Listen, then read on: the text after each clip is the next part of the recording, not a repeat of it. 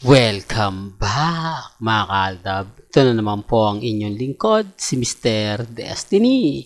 At magbibigay po tayo ng pinakamainit na update po ngayon sa social media mga kaaldab. Siyempre, dito na naman po tayo sa trending. Si Mengay at siyempre si Alden Richards. Alam nyo naman po mga kaaldab na nagbigay nga tayo ng update patungkol nga po sa mga fans. Talaga naman pong ang daming nagre-react sa atin, di po ba? Nakukuha ko yung simpatya nila kasi sabi ko nga po sa inyo, madali lang naman po, di po ba? Magtatanong ka lang at alam mo naman po yung mga kasagutan na kung saan totoo naman po. Kasi yung Aldab po talaga, binuo po talaga yan ng tamang panahon. Hindi lang naman po binuo to ng isang tao na ganito, may pagtitipon tayo. Ito po yung binuo ng tamang panahon. Kumbaga, tadhana po talaga ang naglagay sa Aldab. Kasi kung titignan nyo, di po ba? Sino nga po ba si Mengay? Isa lang namang Dabmas Queen at isa lang naman pong artista na walang talent na isinalang sa barangay at hindi pa po nagsasalita. Samantalang si Alden Richards, ngiti pa lang, kumbaga masisiyahan ka na. Yung ngiti sa dimple ni Alden, di po ba, combine na combine nga po talaga. Sabi ko nga po sa inyo, di po ba si Mengay tahimik o hindi nagsasalita pero kapag ka nagdabmas na siya, talagang mapapabilib ka, di po ba? Sinasabi ko lang po yung katotohanan ha. Alam ko naman maraming bitter lagi sa channel natin. Lalo na po yung mga iba pero kahit papaano natutuwa po ako kasi kumbaga nakukuha ko talaga yung simpatya. Marami po talagang umaayon at kumakampi pa rin po kay Mr. Destiny. Nagpapasalamat naman po tayo, di po ba? Kahit yung iba hindi maganda yung comment pero mas lamang pa rin po ang saya at sigla. Kahit po sa Facebook yung mga comment na talagang kahit pa paano siguro ito yung mga basher ko naglaylo muna, di po ba? Kasi wala silang ipambabato Wala silang kumbaga sasabihin hindi maganda, di po ba? Gaya nga po ngayon itong Tesla Drive o kumbaga bagong model, di po ba? Model X mga kaaldab na kay Alden Richards talaga, di po ba? Kaya nga po yung iba nagre-react, talagang naiinggit po. Totoo naman po, normal lang po sa mga kumbaga sa mga magkakapit bahay nga po, di po ba?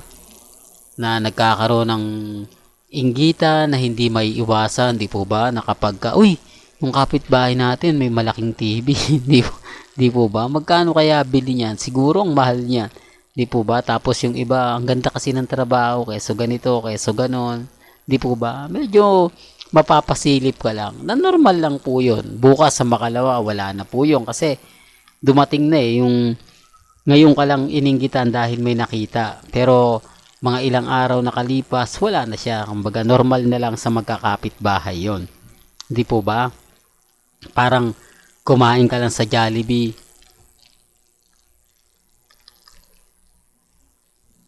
O sa Mang Inasal. Di po ba? Tapos wala na. Kaya lang kay Alden, talagang hindi naman to Jollibee at hindi naman po ito inasal o telebisyon.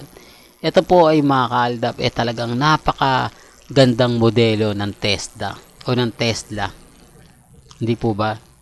Kaya nga po sabi ko nga po sa inyo, may kanya-kanya tayong opinion, may kanya-kanya tayong reaksyon. Kaya yung mga naiinggit di kay Alden, nakapwa niya rin artista, kapwa niya producer, director, di po ba, na sinasabing bakit si Alden nakakuha agad ng ganyan, si Alden samantalang nauna akong sumikat sa kanya, nauna akong ganto ganyan, ano nga bang meron si Alden ng karisma niya, di po ba? Maraming, sabi ko nga po sa inyo, normal lang yun lalo na po ngayon na talagang yung mga inggit, di po ba? Kaya nga po sa Aldab, sabi ko naman po sa inyo, marami talaga naiinggit sa atin, marami nagsasabi na ganito ganyan, kita nyo naman po sa mga komento, di po ba? Yan ang patunay mga kaaldab na kung ano po yung narating ni Alden, kung ano po ngayon yung tinatamasa ni Alden, dahil na rin po sa kasipagan niya, dahil na rin po sa mga ginagawa niya. Biruin nyo kasi wala naman po talagang totaling pahinga si Alden. Kahit naman po yung panahong sa E80 siya, kaliwat kanan siyang pinadadala sa mga probinsya, sa piyestahan, di po ba?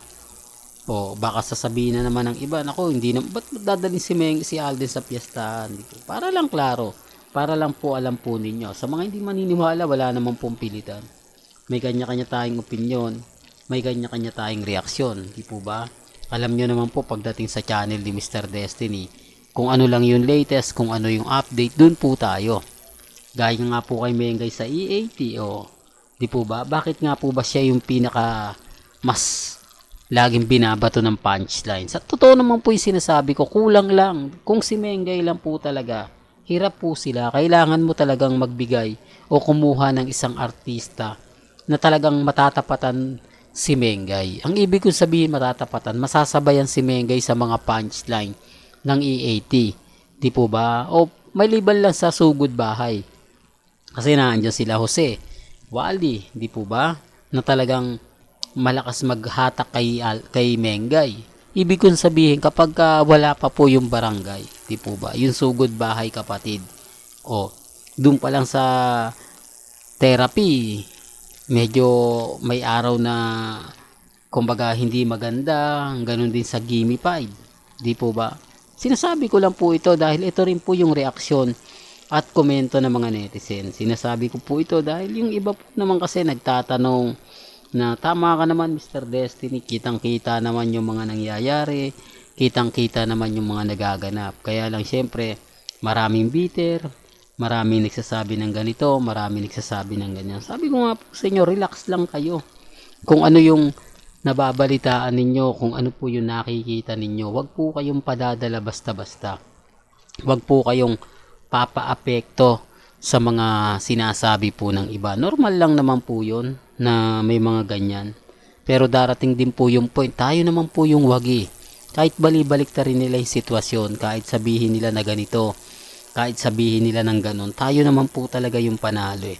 Ang hindi lang po talaga nila matanggap yung mga bagay-bagay na pag pinag-uusapan yung Aldab. Totoo naman po, marami naiinggit ngayon kay Mengay.